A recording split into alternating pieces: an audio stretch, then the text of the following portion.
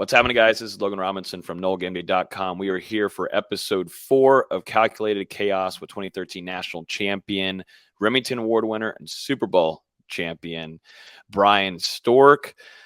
My guy, we're back. We had a little break there, but we're heading into the summer. We've got a lot to talk about, some big pickups for Florida State and Mike Norvell going into this big 2023 season. Happy to be with you this evening. Yeah, man. Appreciate your time. I know you've been busy rocking out with the UFC people now. You're big time, but you still take the time to let me ramble about football, so that's awesome. But yeah, big year for the really big summer for the Noles, and it seems like every day we don't know who's leaving, who's going, and all of a sudden we got guys coming, and damn, it's been a whirlwind since January till now. See, back in your day, Bryan, didn't have the transfer portal, all this kind of craziness. Who's leaving, who's coming in. But Florida State has made some big time snags, just I guess since our last episode, really. But specifically, some big news with Destin Hill coming in now after being in the 2021 class. He arrives for the 2023 season, and you've got a Michigan State wide receiver in Keon Coleman, who is going to be a starter for Florida State this upcoming season. A lot to talk about, a lot to jump into film and break down. But in this episode, specifically for our listeners, we'll be going through a lot of the bigger names of the 2023 newcomers and who we think will make an impact this upcoming season for Mike Norvell, also Adam Fuller on the defensive side. We're also going to talk some Braden Fisk, and there we're going to obviously talk some offensive line with Keandre Jones. And also Jeremiah Byers. They're going to make immediate impacts this upcoming season. So been looking forward to doing this and jumping on with you, Bryan, to go through a little bit of film. Yeah, man, me too. It's definitely been a minute. I know we saw each other at the spring game. We actually met for the first time, so that was kind of cool to hang out and drink some beers with you. And man, Tallahassee has changed. It really has. And glad I got to experience the new Tallahassee with you, hanging out. So it was a good time, and I'm glad we're here. And we got some dudes, that's for sure. And snagging some of these film, I'm like, holy crap, like how are we getting these guys? So somebody's got their billfold out somewhere. You can say that now. Like, that's not a big deal. Like right now it's the highest bidder for any kid, and I can't blame them. I would be the same way. And it's different for sure. Like transferring was never a thought when I was playing. I'm sure the older guys will tell you the same. Like it's just not a thought. And now you just never know. It's like free agency, but it's going to help these kids get ready for the NFL too. I mean, you see guys, there's certain places across the country where they're getting told after the spring on their exit meetings, hey, we're done. You're going to have to find somewhere else to play. So, like, they're getting a hard, cold look at the world before they even get out in the workforce. So, kind of good, kind of bad. But because back in the day when you had a scholarship, they had to honor it all the way through. Now they can find any reason to get you out of the door and bring in new people. So, yeah, Different world, different time. But we got to evolve, right? No joke. And Mike Norvell has been able to evolve quickly. A lot of people calling him the transfer portal king and finding tons of success. And I feel like just a couple of months ago, we were talking about Jaheim Bell from South Carolina, tight end transfer, which we're going to go through and look at a little bit of his film. I mean, that felt like not so long ago, but a long time ago, just because of what Mike Norvell has been doing inside of that transfer portal. And, not even the transfer portal. I know we're about to start off with one of the biggest guys coming into this year's team, and it's crazy to think he was a 2021 commit, but this is Destin Hill, someone who I really enjoyed watching his film while in high school. He just now enrolled into Florida State. He's going to begin workouts with Coach Storms and them, but a big-time wide receiver coming into Florida State that also will make an impact in special teams at punt return, like Mike Norvell said in his statement, welcoming him to Tallahassee. Yeah, he seems like a hell of a ball player. And then I worked with a guy that was from that area, Edna Carr High School, Brock Hayes, who's now the running backs coach at Troy. But when we were at Southern Miss together, they would send him into these areas and like go to schools like this. And he's got a very good connection there. But man, like you want to talk about like some hard nosed, like brought up like not very easy lives. And if you can persevere through like coming out of here, I mean, you're going to have a hell of a life probably. And, there's some damn good football players that come out of there and some damn good football coaches too. And then obviously it's Louisiana. So I'm sure, his family members can cook gumbo pretty damn well too. I don't know if you've ever been around there, Dustin, have you? No, I have not. I've been to been to New Orleans a few times, but not a whole ton. We were there for the LSU game, obviously, and had a good time. But I did spend some with my family a couple years ago. But some damn good food. I like spicy food, so that place fit me pretty well. Dude, I got a recipe from a Cajun friend of mine, and it's pretty amazing. Well, his family's Cajun, and it's all about the roux, man. It's how you stir the roux. But right here, this dude's got the roux for sure. He knows how to do it. I mean, he's making people miss. This is a kickoff return from high school. I mean, that's all the film we have of him, obviously, but he's just different compared to the rest of the dudes on the field. Obviously, one of their best players, and he's just physical. Just catches a quick ball, slams to the ground. And he's just hard to bring down. I mean, he's not like the biggest dude in the world, but he's very elusive. I mean, yes, this is poor tackling by a lot of these guys, yes. But either way, he's dominating on film. And there's a multitude of film. He's just burning guys like this. And the quarterback just throws it up out of the sky and just catches it every time. And this is what I like right here. I mean, you got to be careful when you catch a touchdown and all that and get in dudes' faces, but he's competitive. He's trying to play mind games with these guys. And I can appreciate that. It's like that Michael Jordan shit, you know? See, that first play that Destin had there where he was just getting a quick pass, that's something that Florida State was doing last season with Micah Pittman. Micah Pittman no longer on the roster and has found his new home in the Pac-12, going back to the Pac-12 with Utah. But Destin Hill is going to be utilized in a lot of different ways. That was a hard one. That was unexpected, too. I don't know if it was for you guys or not, but like when I heard that, I was like, damn, why would he want to leave? But he's a West Coast guy anyways, wasn't he? Yep, played high school with Johnny Wilson. Yep, and so that him going back, I wasn't a crazy shock, but I don't think we expected him to be leaving. The big thing that we knew about was about his health concerns, and he's dealing with a hip injury, and Florida State didn't know. I think from their end didn't know how available he would be going into this 2023 season. And right now, Florida State's trying to make a run, and like you were saying earlier, Bryan, it's kind of like cuts now in college football, and they're going to try to find people in the portal that are able to attribute and play and at least be a depth piece that you can rely on when you're trying to make a run and going against Clemson probably twice this upcoming season if you're going to go to a college football playoff. So you got to work in the transfer portal and find some help immediately. And yeah, I mean that's tough too, because obviously I've been a coach and we've had to surf through that portal ourselves as coaches. Now, obviously now everybody's got like a staff that goes through all that. Like you have people on staff just to go through that all day long. And but that helps them do their homework a lot quicker and better and more efficient. And they've done a great job of doing their homework, with some of these guys. And there's always something with a transfer. Either one, it's like the elite guys that want the top bid, most money, or it's kids with a little bit of, maybe they got some attitude and they're just, the coaches are sick of them. Hey, you're a good player, but we're going to find better. There's the door. Don't let it hit you in the ass on the way out. Good player, though. If you ever need anything, let me know, but I don't think it's a good fit. And I think there's some of those guys that we've got, and but hopefully they can turn a new leaf. I'm not going to point out who, but I've just heard some things about a few guys, and but it's a new chance. It's a new start, and you just got to be careful with that damn portal. But the higher up you are and the better players you get, the better off you are. Now, if you're in AI school looking in the portal, man, you're going to deal with some shit. You're going to have to be up on the phone in the middle of the night, making sure this dude's not getting arrested, all kinds of shit. So two different worlds. Right here, here's a little stutter and go. He's the receiver down here to the bottom. I guess I should have pointed these out. Sorry about that. This thing's all jacked up. Right here, he's going to stutter, try to collect them, and just go. And we're just going to try to toss it up over the top. I mean, this is a natural thing to do if you're a receiver. If you can do that and you can sell it, see how he does with his head, and he stutters, pumps his feet. So he slightly turns that head inside. You know what I'm talking about. You played. But dude just throws over the top. Beautiful catch. And then his film right here just is nothing but breaking away from people. Explosive. Just extremely explosive. He's got a very strong lower body. And on Terry Wilson, you lose him going into this upcoming season. He's off. Got picked up by the Chargers and undrafted free agency.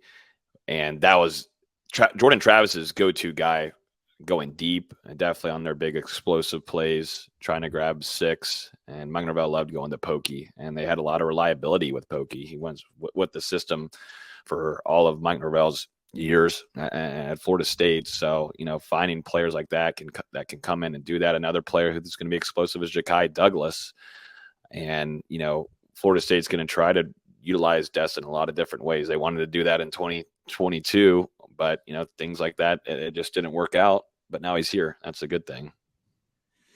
Yeah, thank God, right? I mean, we're very fortunate to the guys that we were able to get in there and replace.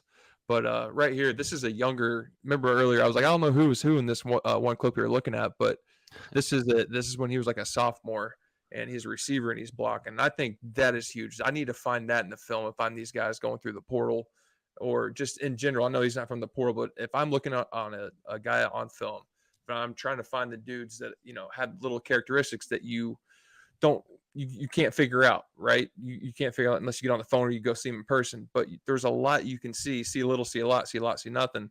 You can see it on film. If he's a receiver that's going to block, he's probably more of a reliable guy and he's more consistent.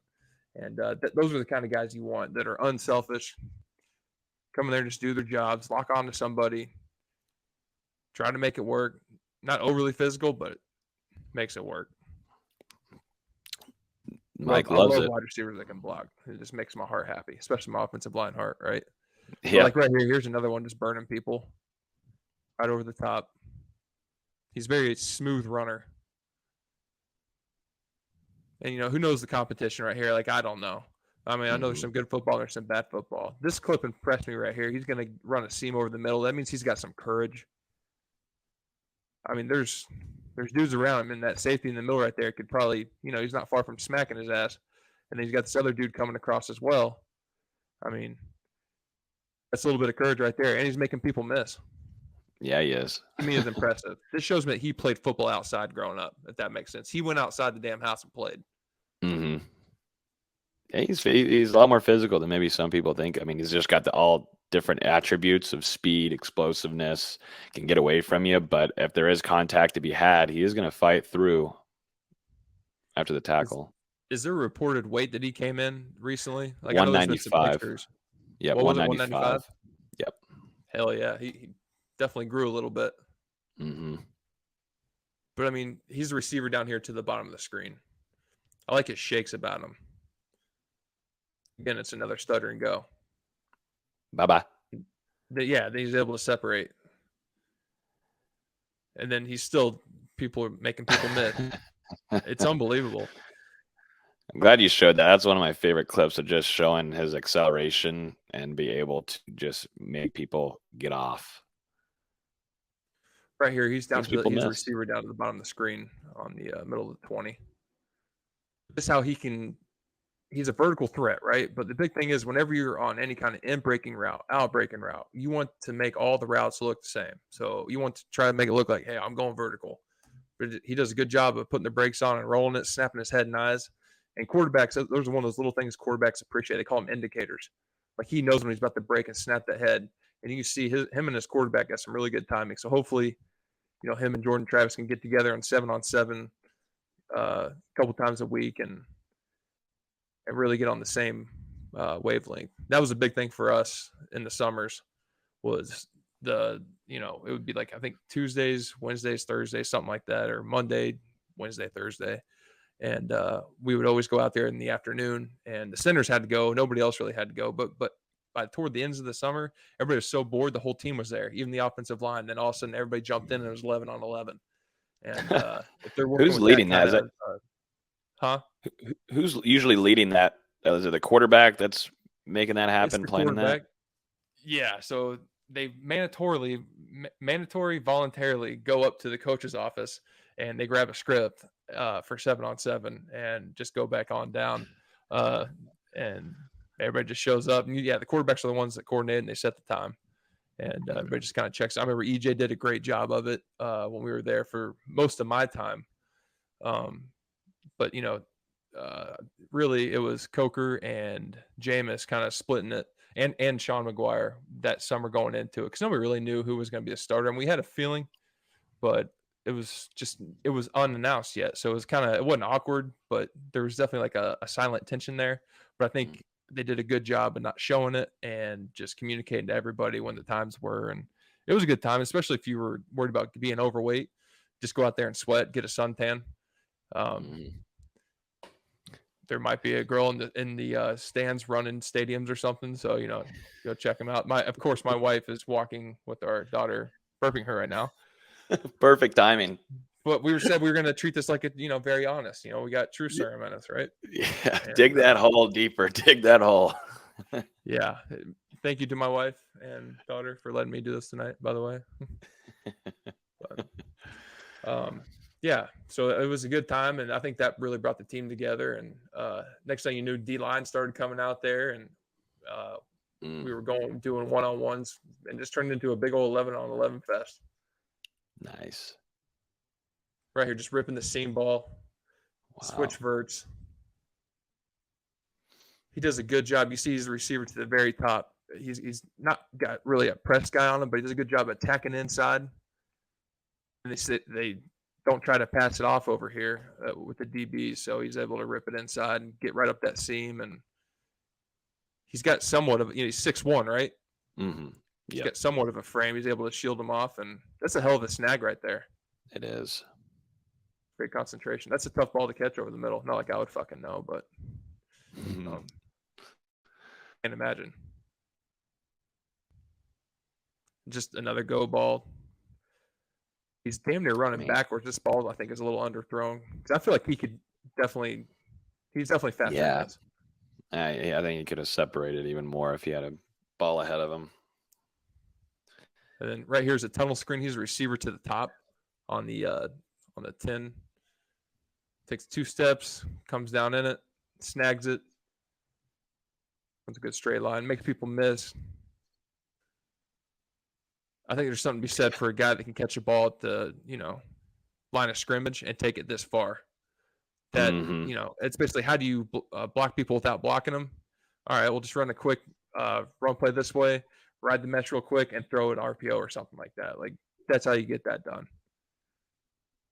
Well, that's exactly why Mike wanted him in this offense so badly, because it just fits his offense 110% and wants to do. Dude, he wants to have the ball in his he wants to have the ball in his playmakers' hands. I mean, he said that in his opening press conference. That's the goal for them and this coaching staff. And Destin Hill was going to be that prize recruit to do that in this offense. And it took 2 years, but he's here now, and it seems to be a pretty good timing for it. Hell yeah. And like right here, you can see just, again, a tough guy to break down, gets banged up. I mean, still gets through. All right. So right here, he's this receiver blocking the second widest guy. Sorry, my marker's a little jacked up, but he is blocking. He's right here. But again, just talking about guys that are unselfish and blocking. I think that just says everything. There's a lot of guys out there in the country that can catch, but those are guys that can do both. That's what I appreciate about them. And right here, just hell of a catch, throw the ball up, makes contested catches. Love it, man. And he's good in like really tight spaces. He's to the bottom over here to the right on the 10. So he's got those quick shakes, and you see his hands. See how he's able to slap the corner's hands down and then swim over the top and then bang it inside. Like, he just got a really good wide receivers coach, or, that's kind of a natural feel thing too. And it's just those tiny little things that I really like watching this kid. Right here, he's the receiver to the top, the single receiver. And again, he's about to get the shit knocked down by the safety. I don't know if you can see him. But he ends up catching it. The safety doesn't hit him. And courage right there, man. That takes concentration. That shows you right there. He's not worried about getting the shit knocked out of him. But we've all seen it, man. We've all been on the playground growing up. We've all been playing tackle football with the boys down the street. And somebody, cringes up real quick before they catch the ball. And, he doesn't even flinch. Oh, yeah. I'm said for that. Again, this dude's dangerous in the red zone, as you can see. Just quick slants all day. He's able to turn his hands over, from here to there and get them. So I can appreciate that. He's got natural, catching skills. Mm-hmm. He's got reliable And my favorite hands. play is fuck it and chuck it, and that is what this is right here. Fuck it and chuck it. Fuck it and chuck it, man. Right there. I mean, where that sun is, shit, that might be hitting him in the eyes. It's a hell of a job catching that ball in the sun. I instantly think about that throw from J. Trav in New Orleans against LSU last year, and that was a fuck it and chuck it to Pokey, and ended up being 6. And J. Trav took a nasty hit to the head, but that was a chuck it and fuck it. Yes. That are they playing out there again this year? It will be in Orlando this year. Okay. So they'll be, gotcha. And it just got announced it'll be a 7. I mean, no shocker. This is top 10 matchup. It's gonna be a prime time, 7:30, ABC, ESPN. But dude, our fans got to chill out on fucking Twitter, man. We talk way too much shit. We're gonna get our ass whooped if we keep fucking around. And the best thing the players can do is don't listen to any of our shit because we're just saying how great they are. Like, if you players are listening out here, just shut this off right now. Don't worry about it. You just do your job. We'll do ours. We'll talk our bullshit, but don't listen to us. You're not that good. But just get them riled up a little bit. Yeah, keep them humble. I just hope we don't talk too much shit and it all bites us in the ass. Yeah, no, FSU fans are full sending it right now on Twitter, and now it's an LSU versus FSU battle, just because Florida and Miami aren't where they're at right now. So FSU's Twitter is trying to find a new opponent on the web, but both teams are coming into this with a lot of talent, experience. Brian Kelly's going to go into his second year with LSU.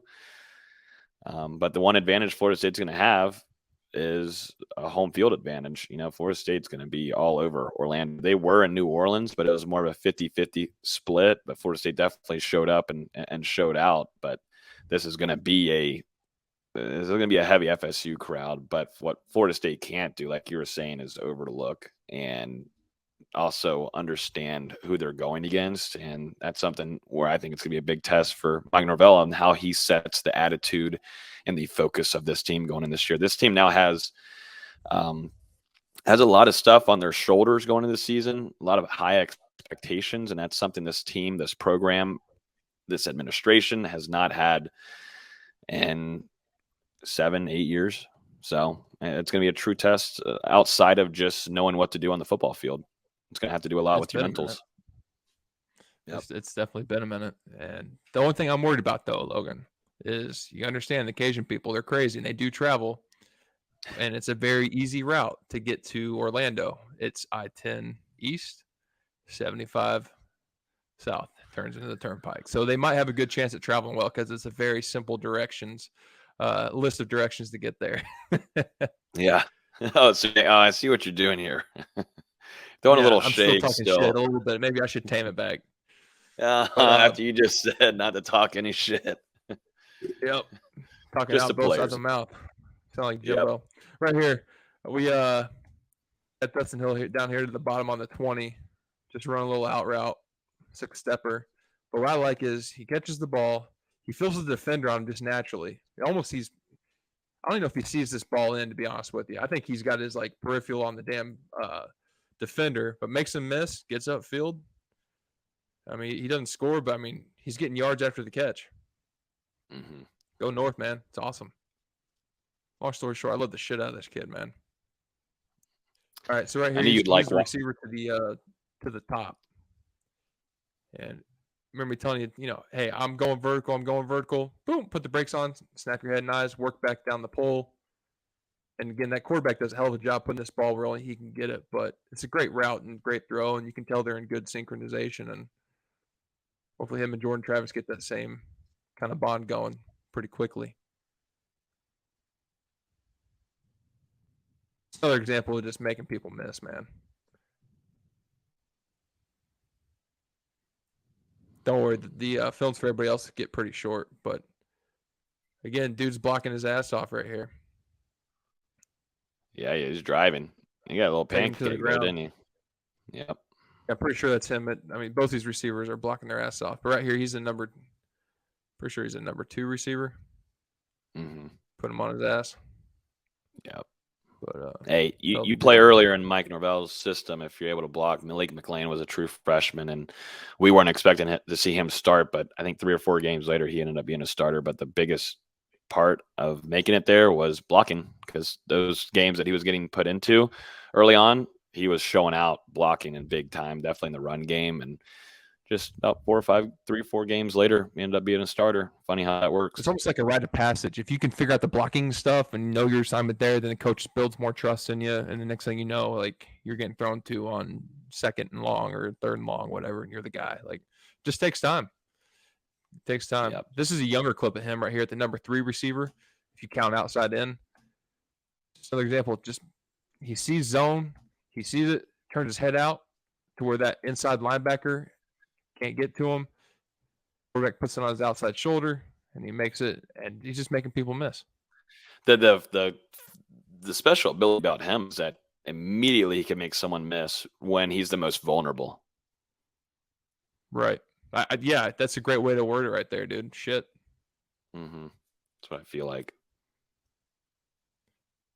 I mean, you can see this vertical leap right there at the top, up here to the right. Wow. So, he's got some ups. It's a great catch.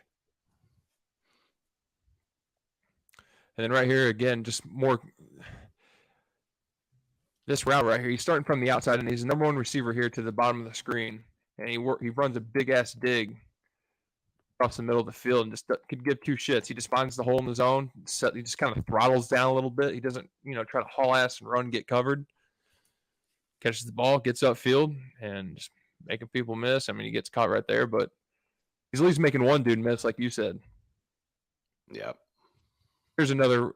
Looks like they're running like a form of mesh right here. He's the receiver to the bottom left, but he just runs like a shallow drag across.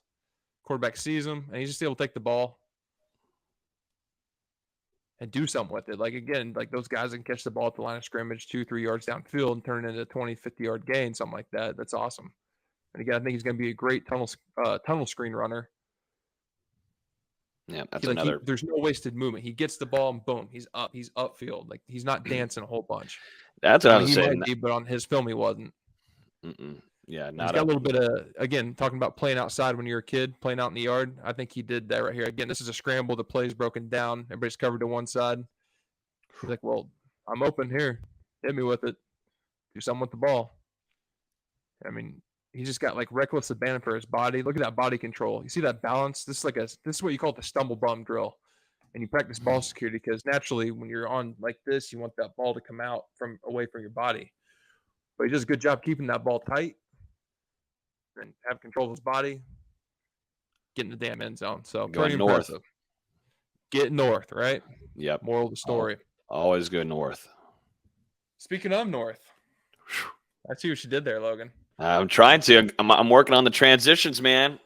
That's my expertise on this show. Just give you good transitions and a few little tidbits here and there. That's my expertise for this show. That's my contribution. I'm sure you've been throwing like a million of them at me, and like finally episode 4, I pick up on one. Maybe so.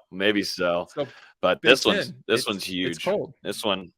Major pickup for Florida State in the transfer room from Michigan State. Michigan State didn't have a great year last year, but Florida State did a great job with his recruitment. Right immediately entering the transfer portal, actually had a relationship with him during his recruitment anyways, so already had ties there with David Johnson from Louisiana, also Mike Norvell, Ron Dugan. So it wasn't a whole lot of unfamiliarity between Keon and the program at Florida State, and visited.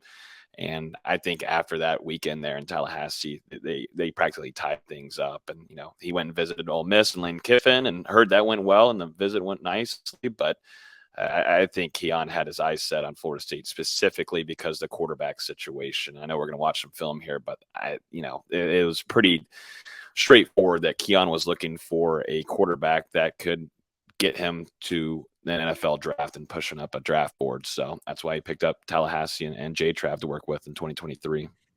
I wonder, now that you just said that, that's a great point. Like, is Jordan Travis, if I was coaching staff, I'm like, hey man, y'all want to go all the way? Help us recruit. Like, here's this guy's number, call him, like, check this film out. Like you need more receivers around you so you don't have to run all the damn time. You need dudes open. because you're only so many runs away from getting the shit knocked out of you and never being the same quarterback. So Yep. I think that's smart. I wonder if he actually is. If I was him, I'd be banging the phones trying to find dudes, especially if we needed it. So Yeah. Who knows? That'd be a savage move, man. True competitor. Yep. But I'm glad we got this kid. So right here, you see the dude run the bubble, right? Keon Coleman's the receiver all the way down here to the bottom. He's a number 1 receiver. He's doesn't have the greatest block, right? But at least he gets the edge. He gets the hat placement. This receiver that's running the bubble needs to run flatter, faster, and this ball needs to fucking get there before Christmas. But the ball ends up hitting the receiver, pops out. But just like the quick heads up play, I think there's something to be said for that. And I didn't get that many yards, but hey, he took care of the ball, right? I mean, I think there's something to be said for the improv play when shit just kind of hits the fan. And of course, I put it as the first play. Why not, right? So here is what you would call a flea flicker, where everybody runs like it looks like a inside zone run. That's really the protection, but don't go downfield.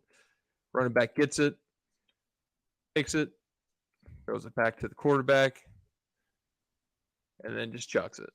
So I thought this was a hell of a job. If you watch him up top, he's at the very top of the screen. He goes in there and he could be a little more patient, but sells it like he's about to run. He tries to throttles down a little bit. Great timing. Gets over the top. See, if that's a better thrown ball, he's gone with that. That's something that I think he's trying to get a better quarterback change.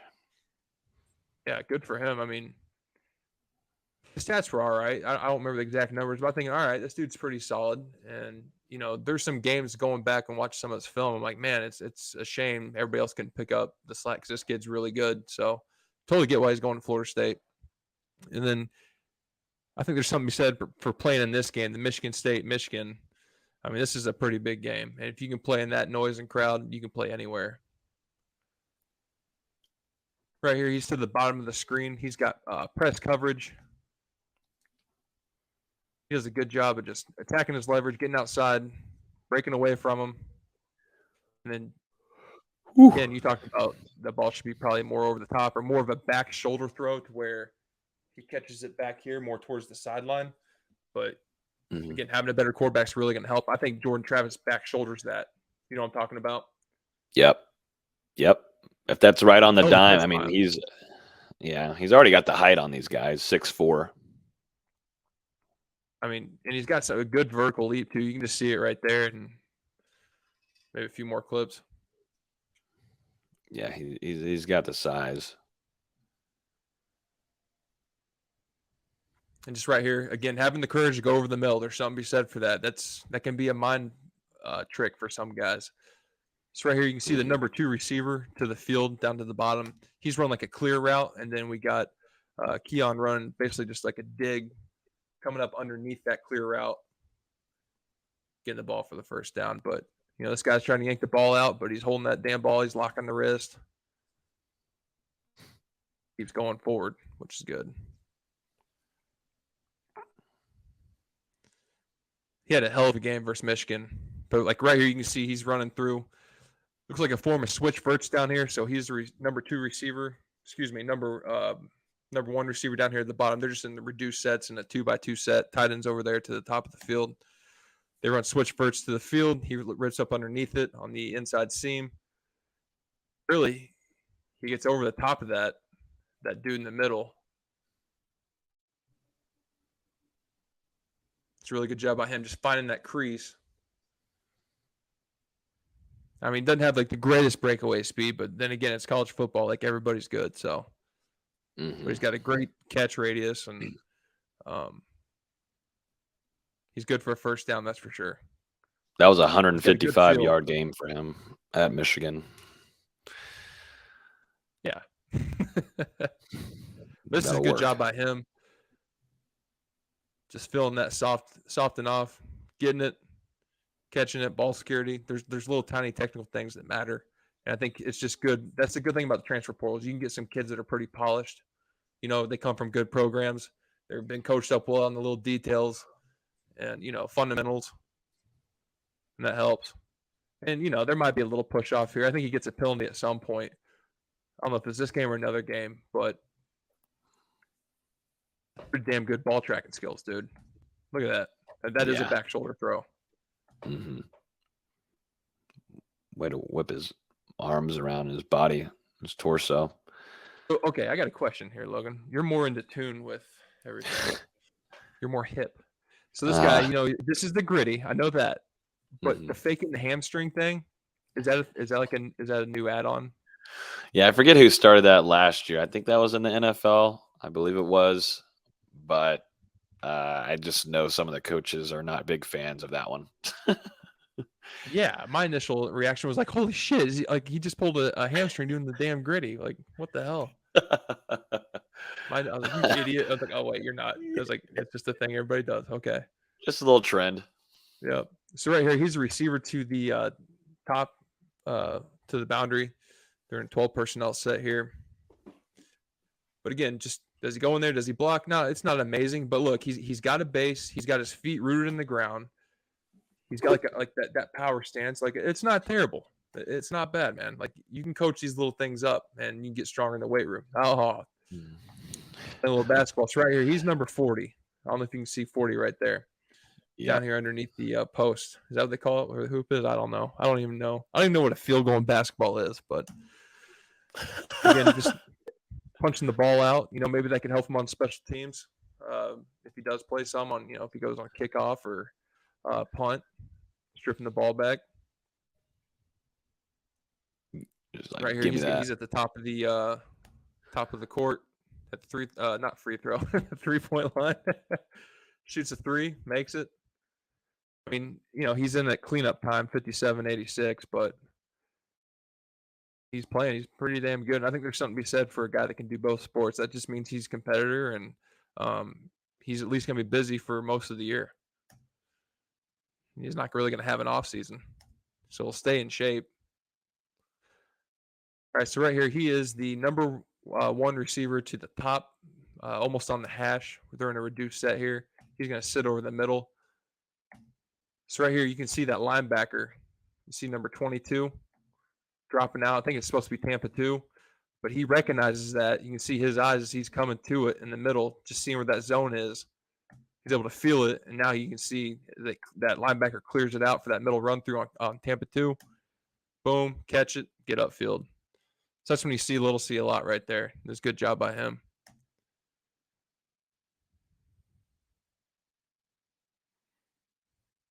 Now I saw this, and I was like, ooh.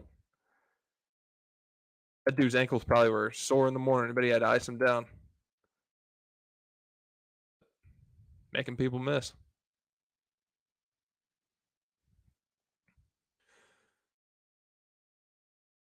Right here, you got him to the top of the screen. He's the X receiver to the boundary. Back in the outside shoulder, taking him and throwing him by. Kind of know where the sticks are. Like, this is 3rd and 9, and this might be like one of those choice routes where, all right, you need to push at least a yard past the sticks, know where the sticks are, especially on 3rd down.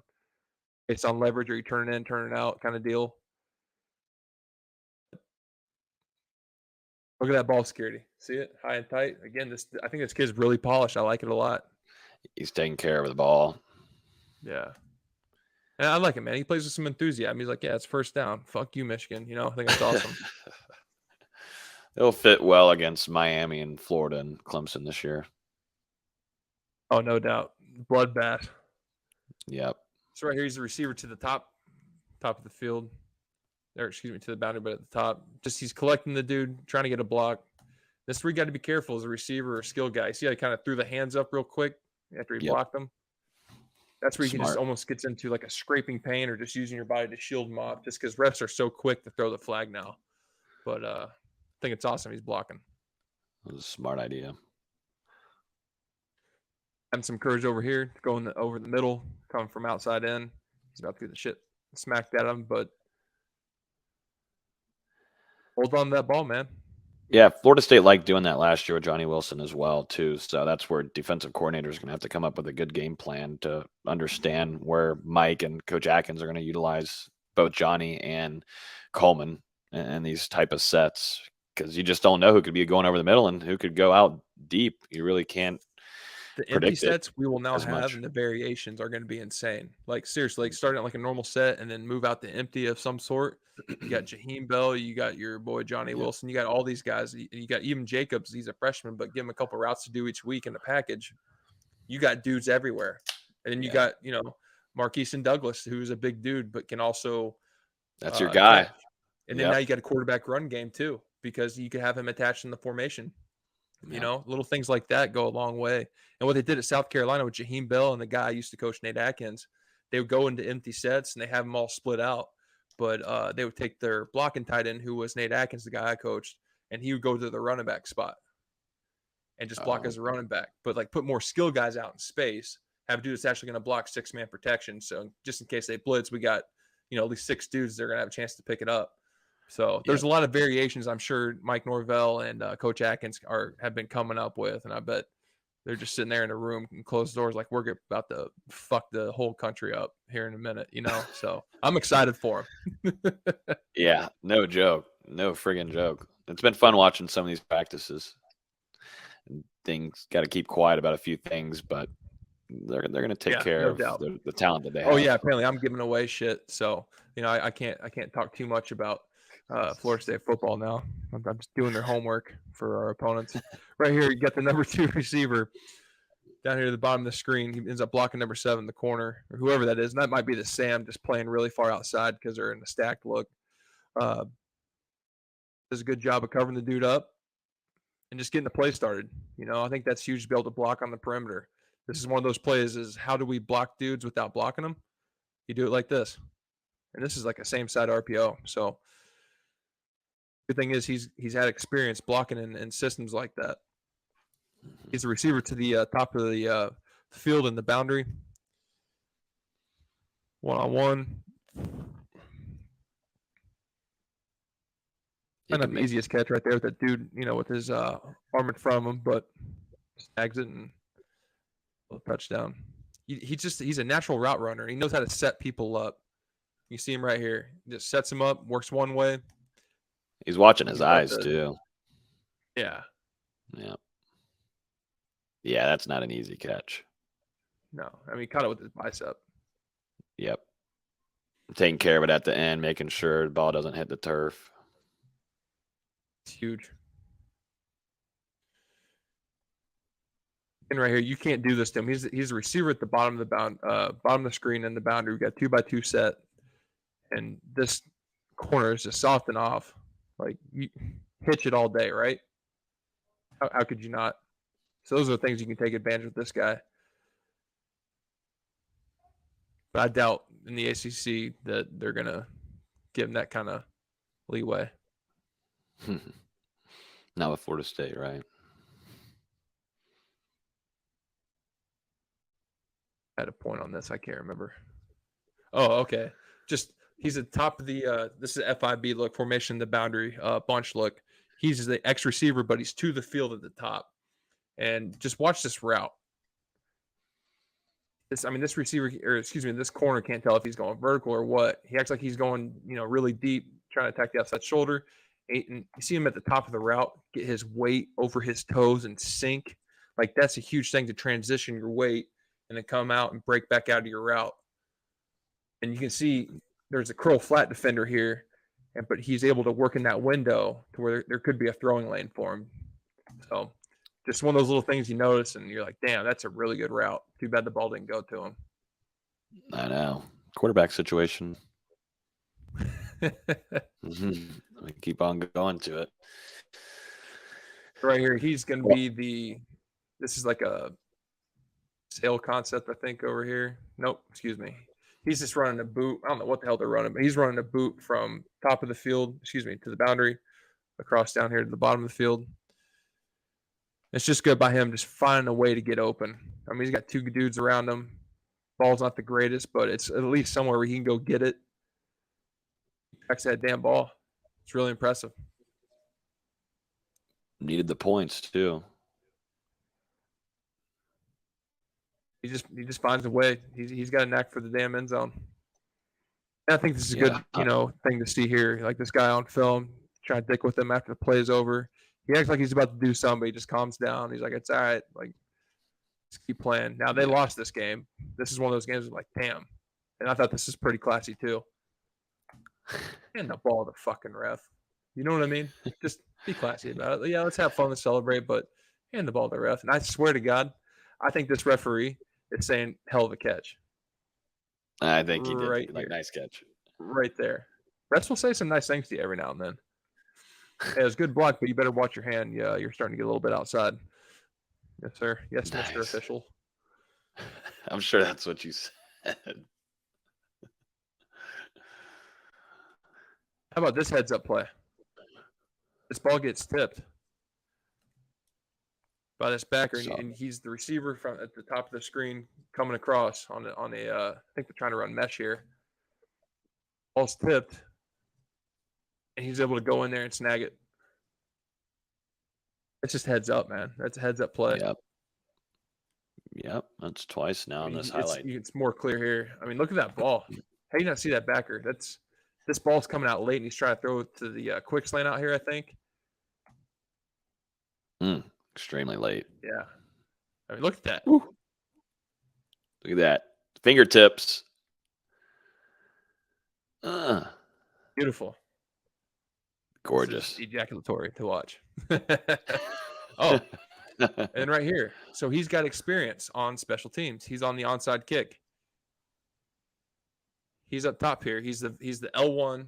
For them, it'd be the L1. If you're on kickoff return, you're looking at this way, it'd be the R1. But if you're on kickoff, it's L1. If you're on kickoff return, R1. If you do both, you're just screwed up the whole time. But at least he's got experience doing that. And this would be definitely a good thing to have in his tool belt. Find a role in the team, Obviously, he's going to have a role in the offense, but it'd be nice if he could have gone and got that ball so it wasn't a flag, but that's what it is. If you see him look to the bottom here in the boundary, he's a single receiver. Dude's, extremely pressed, but he's up on him. Tries to attack the outside shoulder. He tries to widen the defender and snap it inside, just head and eyes. There's some natural route running things he has, and he attacks leverage. All right. Ashlyn Barker. Where's he from again? He went to a community college, right? Iowa Western? Yep, Iowa Western. Yep, so small, so small, and I'll be small honest with you, I think he's going to play like nickel Good Sam. JUCO. What's the rumblings? Have you heard anything? Like, what's everybody else saying? They're going to want to have him in depth with some safety work. That's what Florida State needs.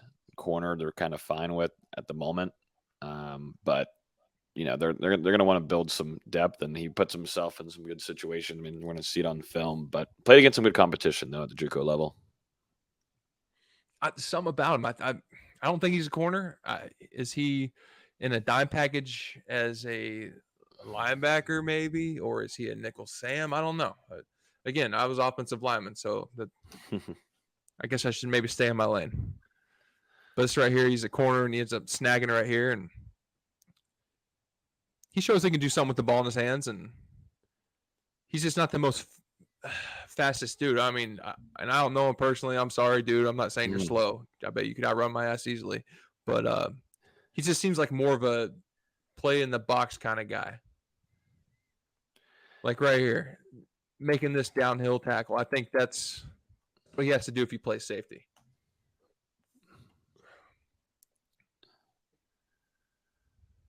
Yeah. Just wrap him up.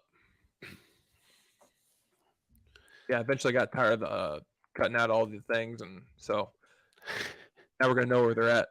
Yeah, I like the little spotlights here, but yeah, he's gonna come down in the run game. Piss me off though; they're not consistent. They're all over the place. They drive me nuts, man. I like the nice circles. You can see him right here. He's tracking this damn ball. He's coming all the way across from the field. He's beating his linebacker. He's beating his linebacker to the. That's what I'm saying, right? Like, does he not look like a linebacker here? He knows what play is happening as well. No doubt. And that I can't remember his damn size though. Florida State is going to miss that this year with Jamie Robinson. Barker's not going to see a whole ton of the field, but he's someone that's a younger player. He's still got multiple years left, so Florida State wants to develop him, and then also they need it for a depth piece. So, and he played against good competition at the JUCO level this year. I mean, he's going to have to. That special teams. Yep. Yeah. Right here, he's middle of the field. Wait, we got the. I think this says everything we need to know about the kid. Personality wise, a lot of kids just say screw it at this point. So They do. have you talked with him much or interviewed him at all? No, I personally have not. No, I did not. But I believe our guy Dustin did. I'm looking for the interview now.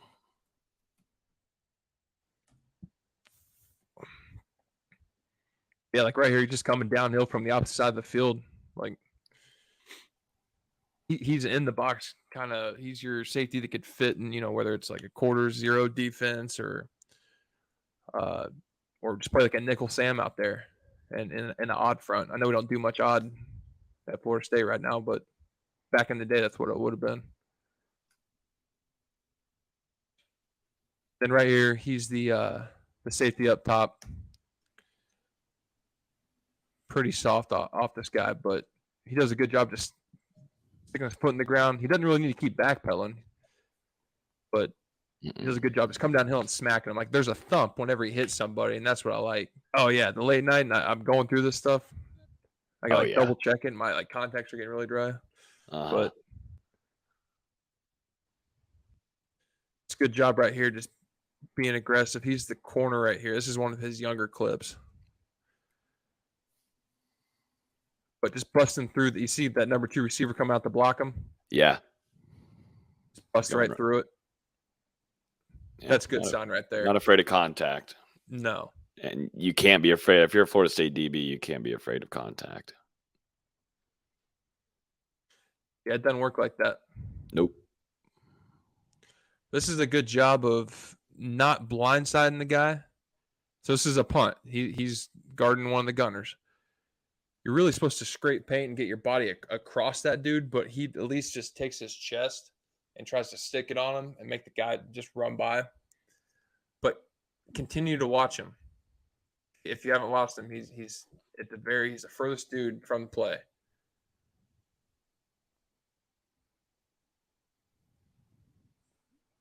But at least he tries to speed up and go get in there. Then also, I always think it's important that you can dunk. Yeah, he's got some athletic ability. Yeah. Maybe it's where these people are sitting in the stands that the hoop looks low, but I think it's because they're sitting up a little bit. But that dude's definitely getting up, man. Yeah, so he is. Glad we got him, and hopefully he'll keep developing. But he's gonna have to play special teams and get ready, and scratch where it itches. But I see him as a nickel Sam, I really do. And then like a third down package, you could probably play linebacker. Those crazy exotic odd fronts, and play pass first and run second. Jeremiah Byers, probably between him and Roddick, it's hard. I never did anything on Roddick yet. It's kind of hard to track his film down.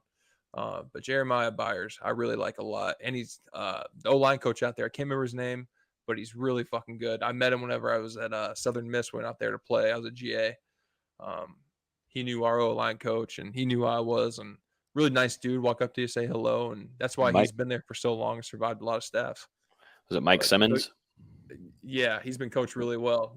So, yeah, very polished.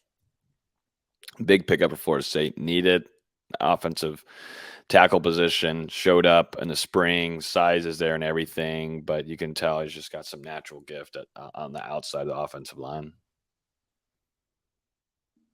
So right here, I believe he's the right tackle. As you can see, this backer to the front side is shooting inside of him and in his inside gap. I think he did a great job of just trying to, get his combo, but having his eyes up. That's such a bad habit to break with guys. So many guys get in their stance and look down, but he's able to pick this up, and that just shows me he's got some awareness.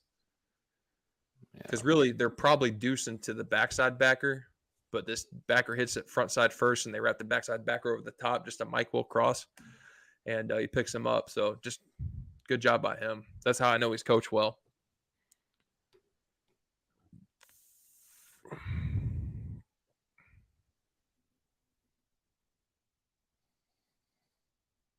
Right here, he's kind of keeping his dude at the line of scrimmage, but what I do like that he at least takes him and he walls him out.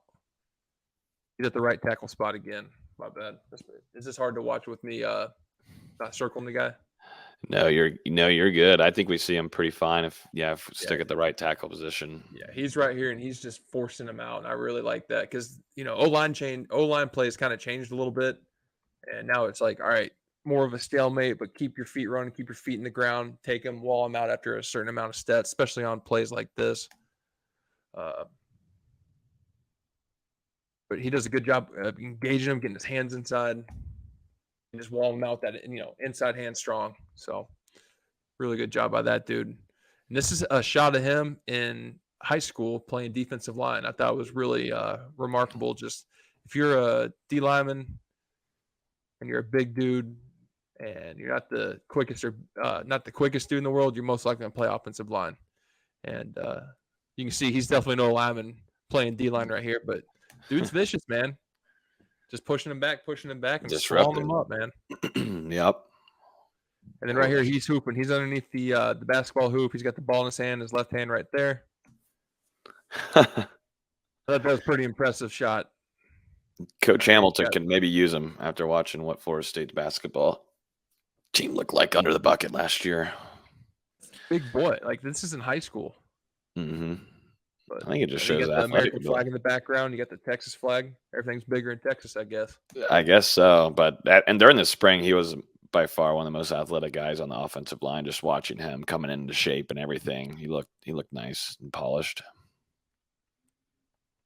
All right, so this one is a kind of a tough look. I actually tweeted about this one a while back, but everybody's attention spans, they last like 2 seconds. Yeah. But right here, working that, and then they all end up slanting inside. So basically, he ends up catching that. This guard ends up catching that, and then he does a good job. This is Jeremiah is edging this off, and this safety's not really a threat to him yet, and that's technically his guy now because everybody got passed off. So he did a good job of just following his rules, and then they just got to make this miss at the running back spot. But this shows you, like, don't take the cheese, stay square, pass it off to the dude behind you, don't leave him to hang. See how he stays under control? He stays semi-square, and he takes his left hand, stuffs him back over that end to the guard. Turns a little bit here, but he ends up getting that linebacker. And now running back, you just got to make 25 miss. But just a really good heads-up play by him up front. Then right here, he's at the right tackle spot. Going against some good competition here with Oklahoma. They've always got talent on the defensive line. Yeah, exactly. And especially with schematically what they do, having broke down the whole Cheez-It Bowl game. My God. But yeah, right here, right tackle, working that 4-eye. And he takes that dude that was from his inside shoulder, and he's so strong with his inside hand, he takes him and pulls him across, and it works him out. So that guard can now climb to that backer. And that's right where the hole hits. That's right where the ball hits. Because he could take that dude, because he didn't get any help from that right guard. You can see the right guard more so helping the center for whatever reason. I don't know. Yeah. Smoking crack. But he literally takes him with that left hand. You can see it. The left hand just walls him out. So there's something to be said for that.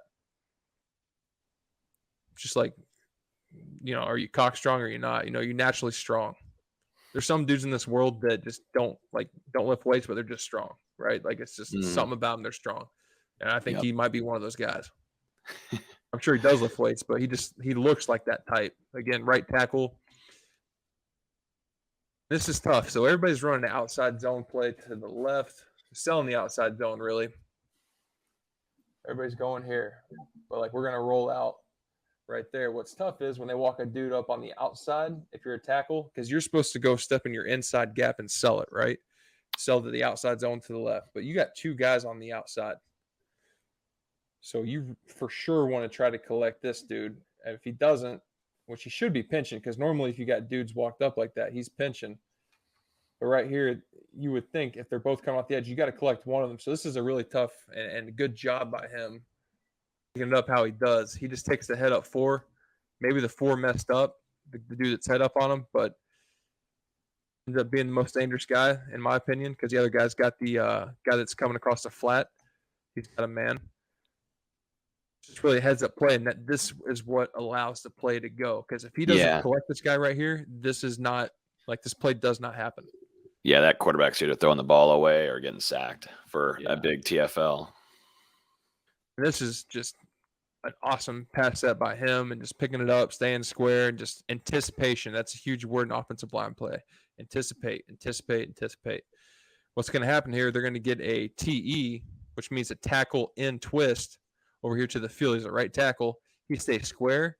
He goes 1-2, and that end that's to the field over here, he takes one step and then goes inside. So right there, he puts the brakes on at tackle, and now his eyes naturally take him inside to the left, collecting that tackle. Because as soon as you set to a guy and you see that he's soft and he's working back this way after one step, you instantly have to feel for a guy on your inside, and then you got to like take it and try to overtake it just so you don't get picked off and you and the guard are on different levels.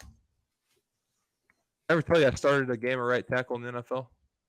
No, I don't believe so. Nobody really gives a shit. It was 2015, and it was first.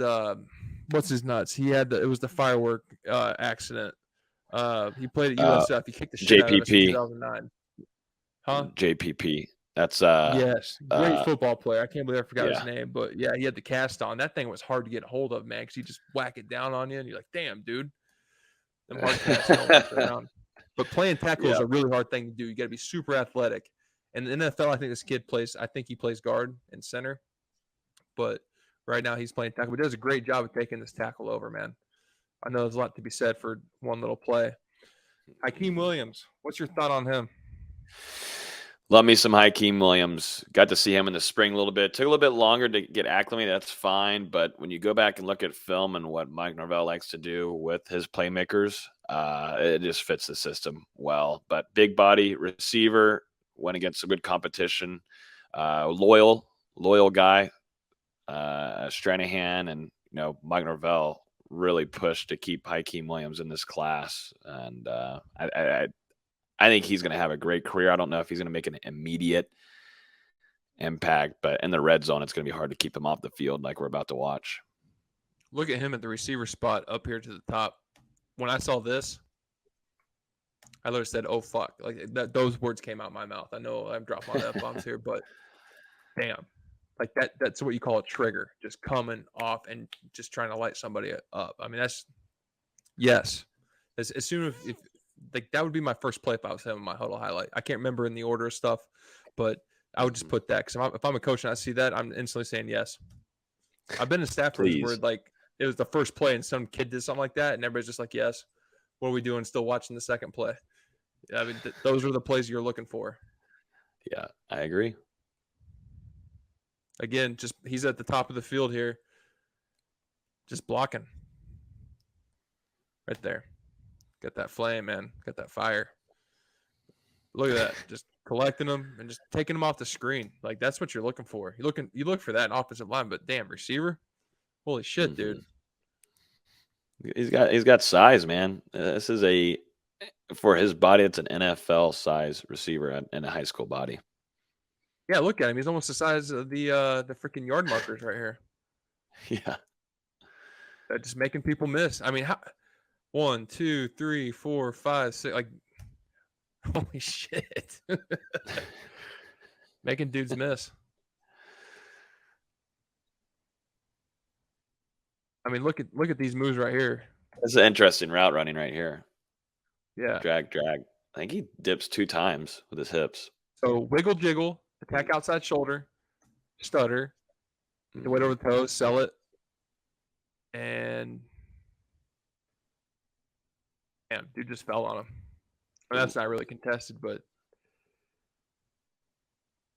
hey, I mean, I bet he's saying, let's freaking go. I bet he's not saying the F word like this guy, but it's energy. No. I love the enthusiasm, and I think that's contagious, and you can't come out there flat, especially those damn noon games, those ACC noon games. Nobody cares who you're playing, and you're having to go out there, and everybody's flat, and by the time the second quarter rolls around, you're getting chewed out, and everybody gets rolling.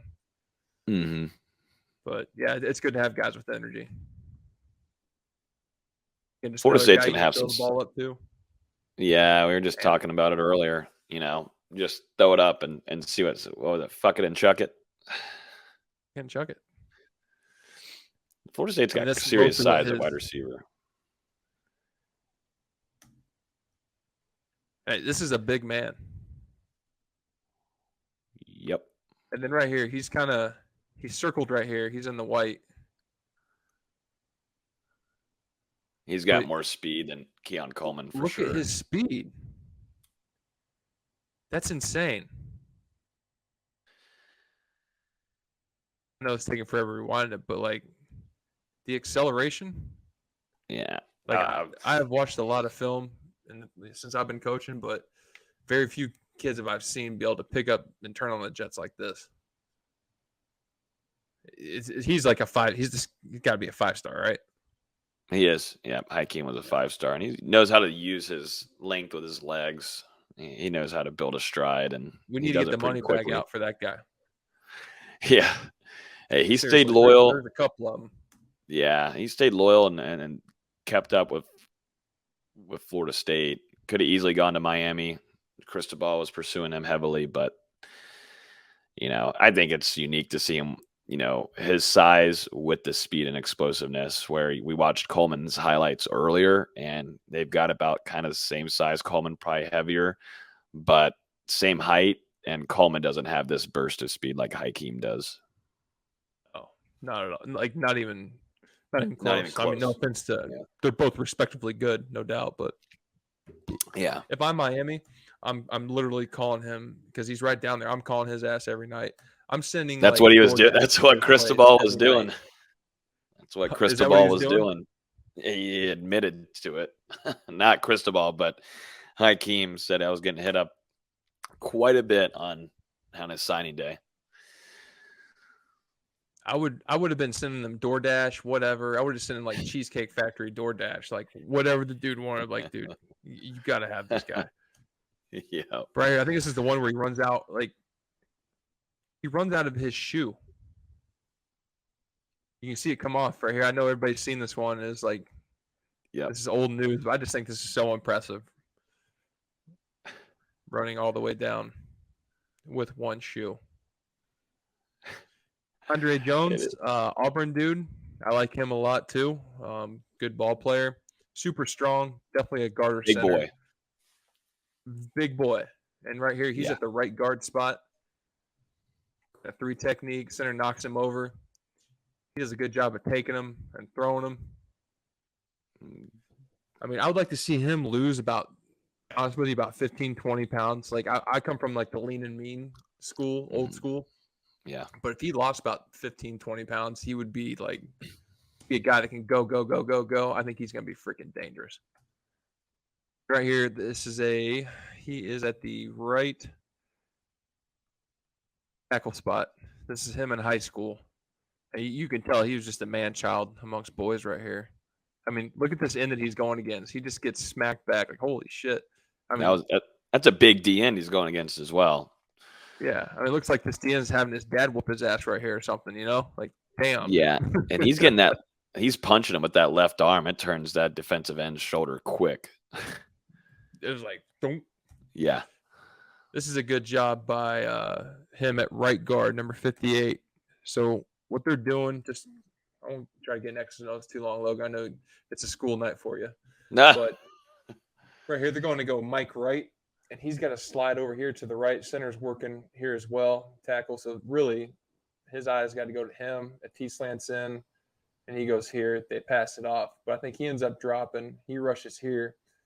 He gives a little pistol inside hand, but his eyes are looking out here to go help and go clean the pocket is what that's called. You make sure the center's, taking care of his job with my eyes out here. It's a feel, and then go clean that damn pocket.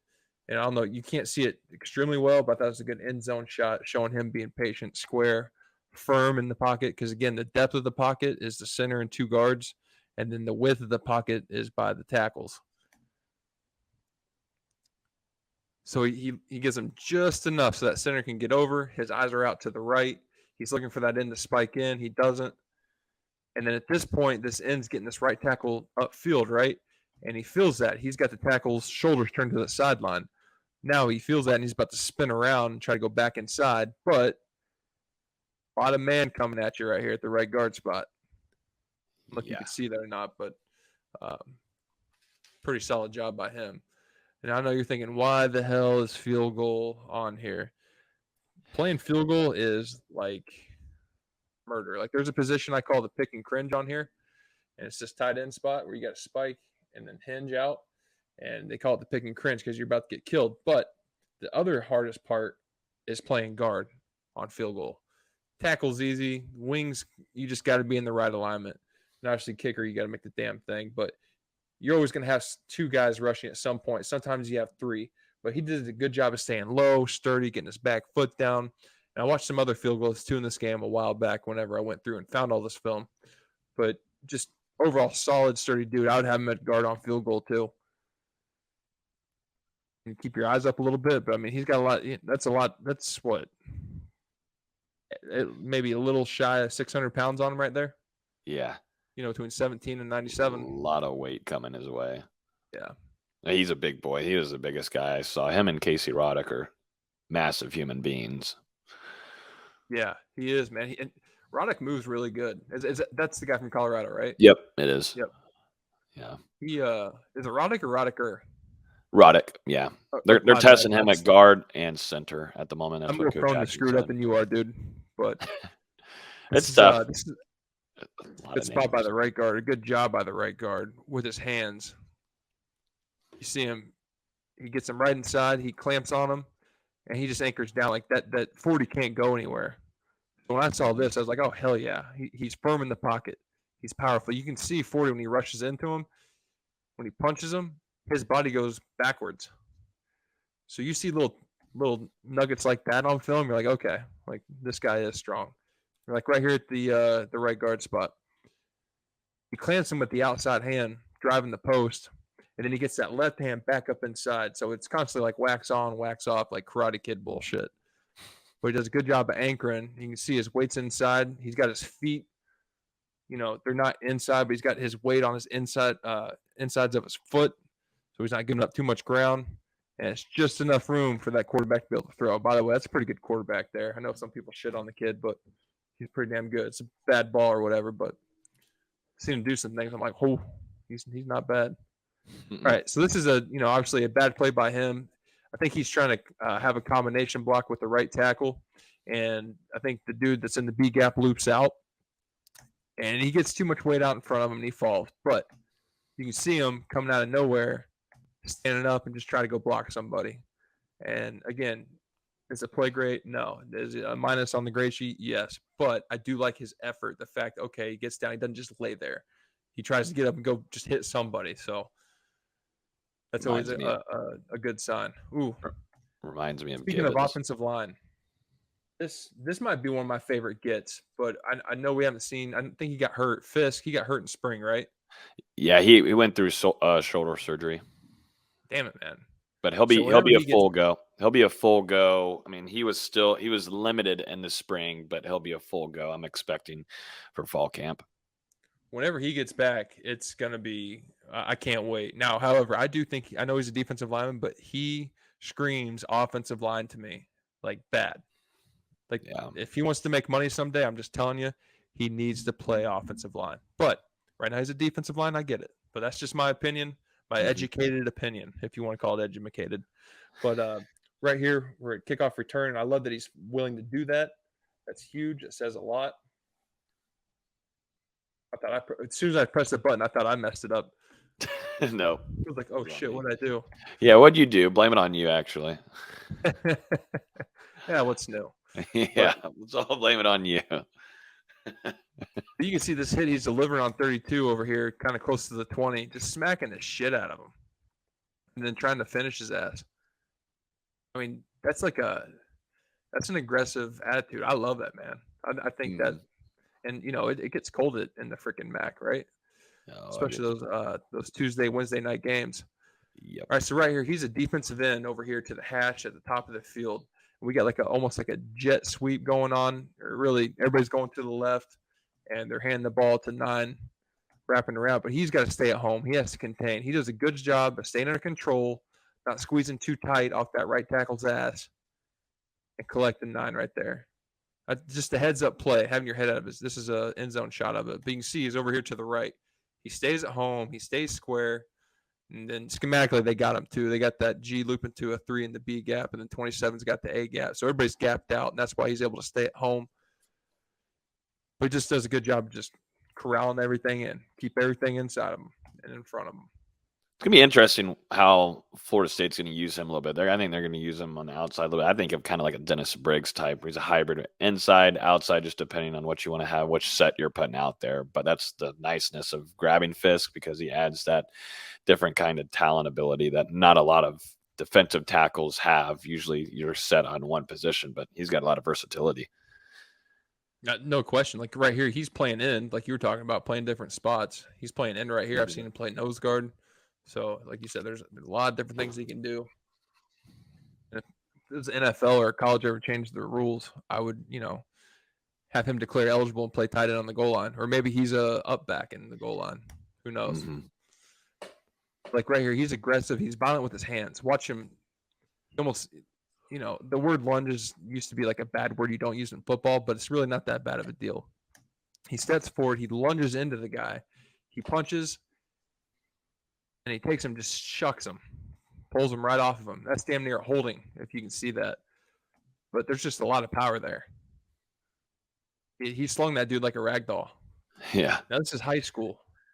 And when you see this kind of just natural ability coming off the football, like you got something here. The right guard. Walking down this dude. Just the way he's able to step, go to high. He's got the old school flipper block, but he goes low to high and he rolls his hips. And you can see the trigger and the suddenness. I thought it was pretty incredible. Yeah.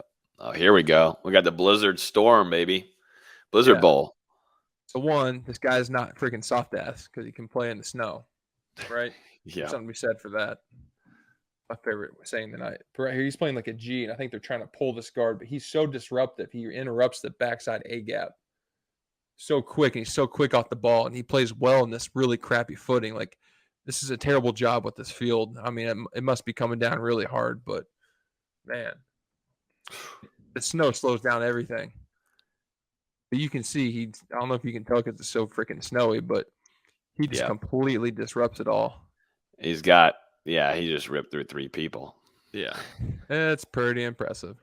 So right here, he's a 0 nose guard. He is right on top of the center. And it's a quick, flash screen out here to the left, down to the bottom of the screen. But watch his hustle. So right here, he's almost in front of the quarterback. He doesn't make the play, but look, he ends up showing back up in the screen, and he's right there. So I like the effort. Really appreciate that. Big effort play. Right here, he's to the boundary. I think he's a head up 2 or a 3 technique on the outside shoulder of the guard. But he does a good job of just coming off the ball. And he's a little bit, they must be reading and reacting. I don't know, but they're so far off the ball. They're almost a full yard. But it's 3rd and 4. I don't know. But look what he does to the center. Watch the center slide to the left. First of all, he ends up hitting the damn guard, knocks off of him. Center tries to come help. Now it's 2-on-1, right? Yeah. And just puts him on his ass. Now the center probably gets tripped up a little bit on the guard, but I'm sorry, but if I go to a bar fight, I want this guy with me. Yeah. You know what I mean? I do. He can at least consume 2. I give him the push off there. I give him the credit. I got him with the takedown, UFC style. He's got the takedown. A little bit of Jaheim Bell, baby. South Carolina tight end transfer, was highly touted coming out of the transfer pool, comes to Florida State, has a good visit. And it didn't take long before it felt like he was going to become a Seminole. But it all was because of what Jordan Travis brings to the table. And I think really, maybe even more, Mike Norvell. And Mike Norvell, it's going to be interesting to watch. He hasn't had a playmaker at tight end like this since, I want to go back and say, Memphis, where he found some successful tight ends there in their system. I'm really interested to see that what Mike is able to do with such a versatile player that can play 3 positions at once.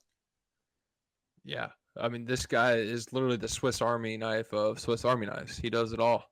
And has Bluetooth probably. I don't know. Modern day Swiss Army knife. But he's a kick returner right here. I've seen him at running back. Seen him at receiver, seen him at tight end, in a wing, or on the ball. So I think I've seen some Wildcat too at one point. I don't know, maybe I might be making that up, but if not, in my mind, you could do that with them. But in the spring game, they didn't really put him anywhere different besides that H tight end that's off the ball, on the ball a little bit. Saw him split out a few times, but they're probably saving that for the fall. But you can put this guy literally anywhere. I mean, he doesn't get a lot of yards here, but he gets the ball past the 20, right? The fact that he can catch a ball, I mean, that shows you the ball tracking skills. Dude's just a ball player. And again, this is high school, so like he's been doing this a while. Kick return. I mean, at this point, this poor kicker, he's a grown man amongst boys right here. Finn, man. Right here is 4 verts. He is at the tight end spot on the ball, and he's got the cross seam. He does a good job of just finding the void, and 2 guys around. He's a good job of just snagging that ball and covering it up. I thought that was pretty impressive. You can see Jaheim here to the bottom of the screen. This is from the replay. Just turn your head, looking forward in the seam. And he feels the defenders to his left shoulder, so he starts to roll a little bit because he knows that receiver, the X receiver to the boundary, is probably on a go. If he's even leave him. Just a really good catch, just a natural feel for it. Yeah. You know who I got tape to meet? Against the Gators. Real quick, backing it up. You know who I got to meet who was a really good dude? I mean, it wasn't for very long, but it was kind of cool for him to say this. He's like, oh, I know who you are. It's Snoop Menace. Snoop. Yeah, can you see him right here? There's a lot of legends in that little spot right there. Just a really good dude, man. Really good dude, positive guy. Like him a lot. He's a hell of a ball player, too. You've got Corey Fuller, P-Dubs, Snoop Menace. That's a big old frame right there with some big-time Noles. Yeah, that's some good football players right there. So right here, he is the number 3 dude. He's the wing tight end to the field. He's on the flat route. And this is just not the greatest ball. The ball, he has to do a complete 360 to catch this ball on his inside. Turn around. And the worst thing is for the defense on this part is that they have a lot of space in between him and Jaheim. So he's going to make a miss. That easy. See, Florida State hasn't had that at tight end. Like the closest you can get is maybe Cam McDonald, but I don't think he's putting that move on that DB. I really don't. I mean, it'll be interesting to see, but I think they're gonna have him all over the place. I don't know. We'll see. It just depends on how much he can handle. But like, it was so strange to me that they had him, but it wasn't. It was just I was expecting him to be in a lot of different spots, but they just had him at the normal tight end spot. So good for them, not doing anything crazy. But you can see right here, he is the tight end down here to the boundary. He is going to go basically just lead block. They're going to run counter tray, which is the guard tackle counter, and pull around. But just, where he's probably got to improve his game the most is blocking. He's got to get used to blocking all the time.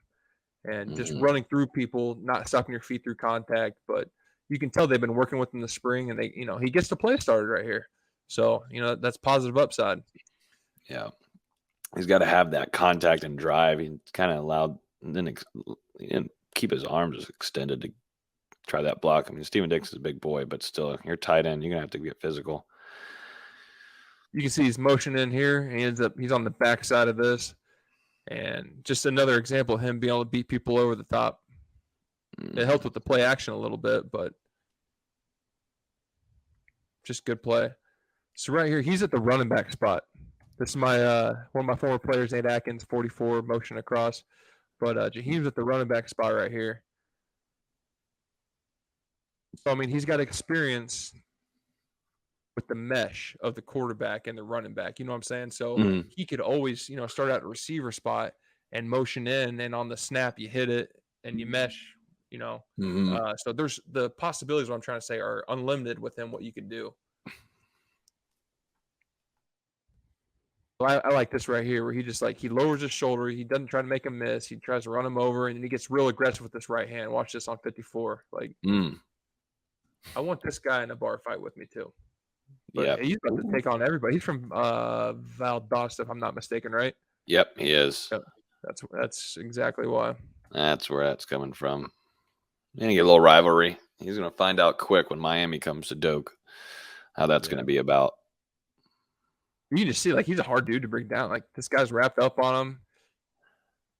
Clubs the dude. He has good awareness because he flipped his helmet just in time to see that right defender coming. I would bet this guy's been in a fight before.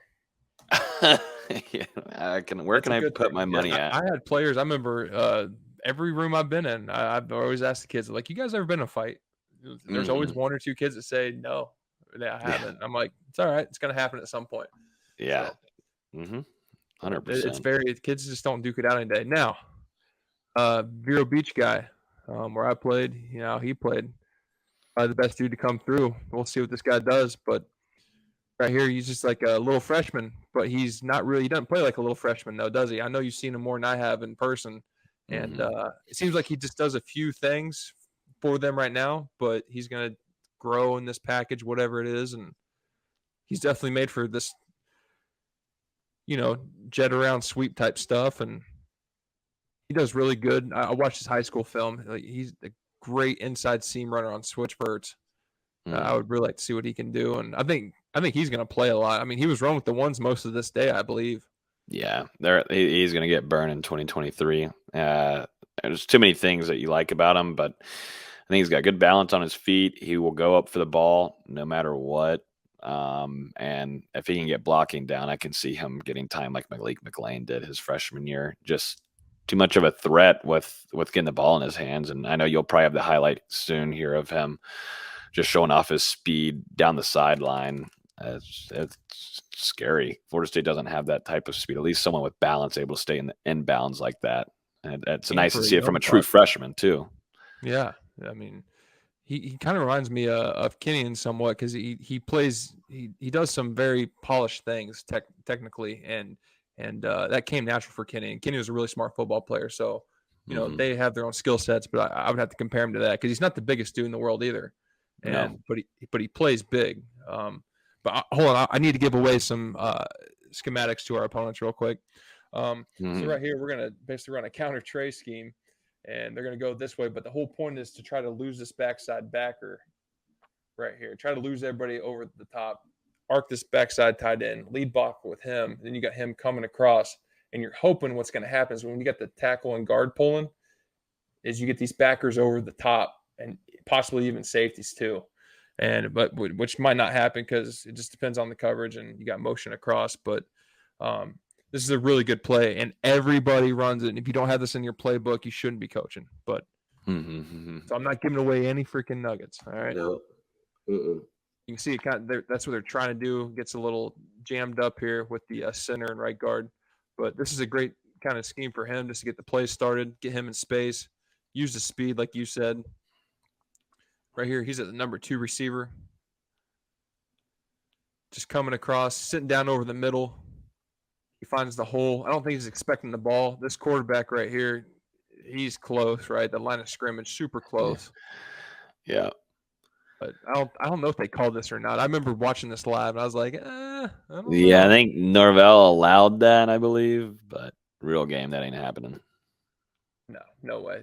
Refs calling that every single time. Yeah. So right here, that's Vero Beach case. Nobody knew what VB meant.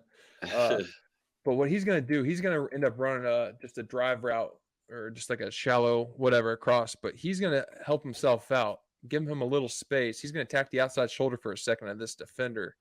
So when he does that, he'll back up and widen a little bit. Once he has him where he wants him, boom, get it inside. So those are like the natural little things. I'm like, damn, like that's good shit. You see he does it right here, and then he just gets the ball and he gets upfield.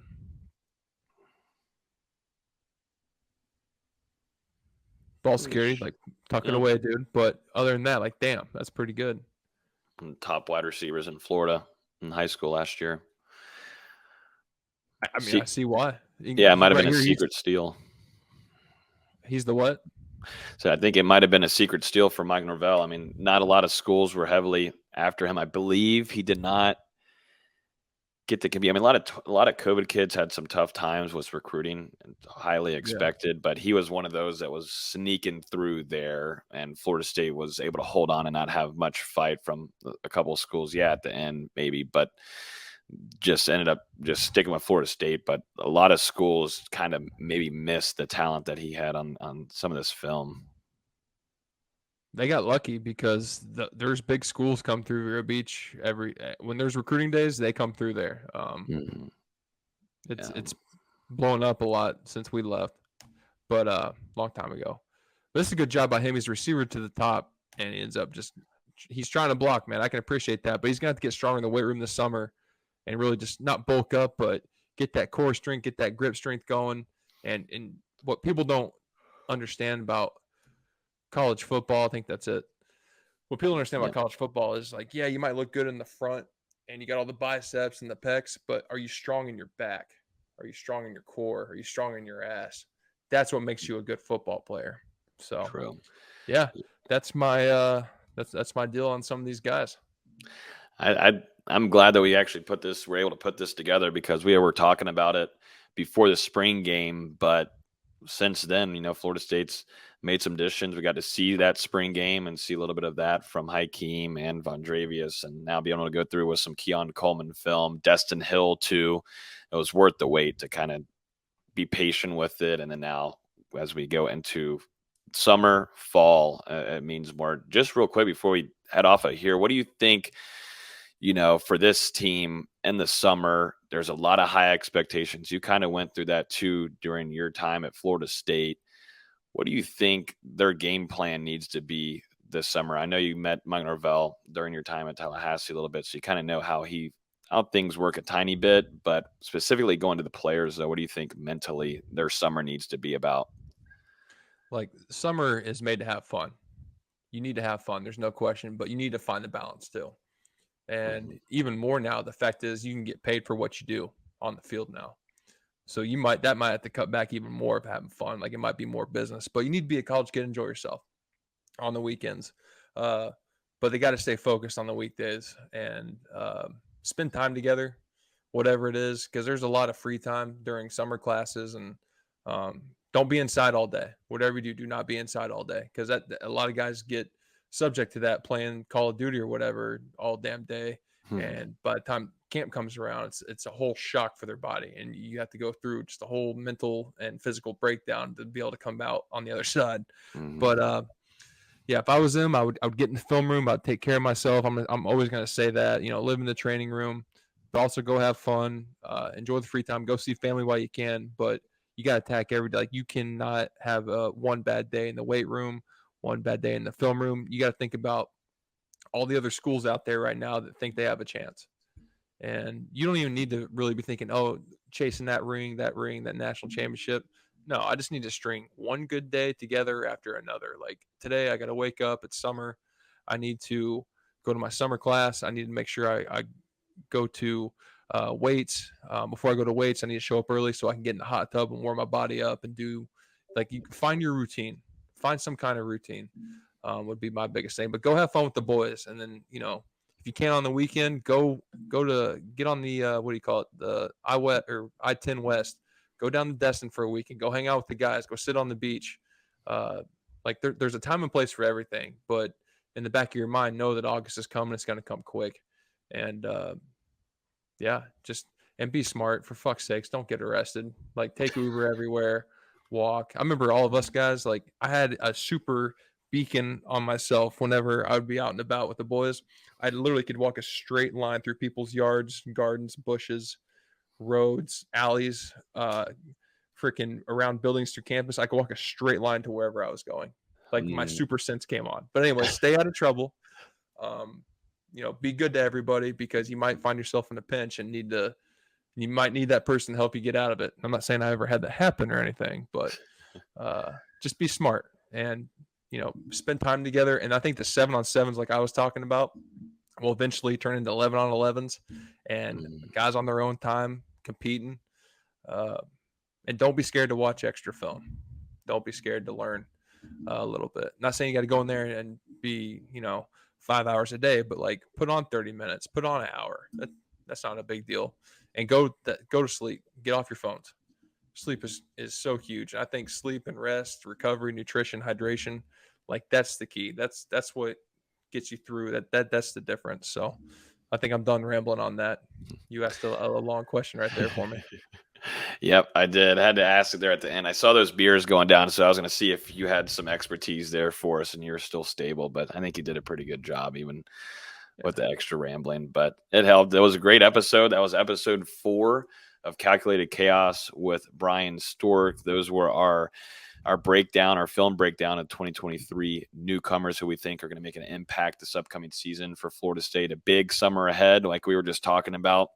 We'll have full coverage going into this upcoming season. If you guys would like us to go through and dive into even more of these players or even returning players, let us know in the comments or tweet us. Everything will be down in the description below. Make sure you're in our Discord hanging out with us. A lot of content going out throughout this offseason. A whole lot of national media giving Florida State attention at this time, but gearing up for a big season ahead. So we're going to have you guys fully covered for what should be a really fun season in Tallahassee. So Bryan, appreciate you and everybody listening with us this week. Yeah, man, appreciate you. And to the fans, talk your crap, but be careful. It could bite us in the ass. And then if you're a player watching this, don't listen to how great you are. Just keep busting your ass. That's all I can say. That's the best advice I got for you. Yeah. Cheers. Cheers, everybody.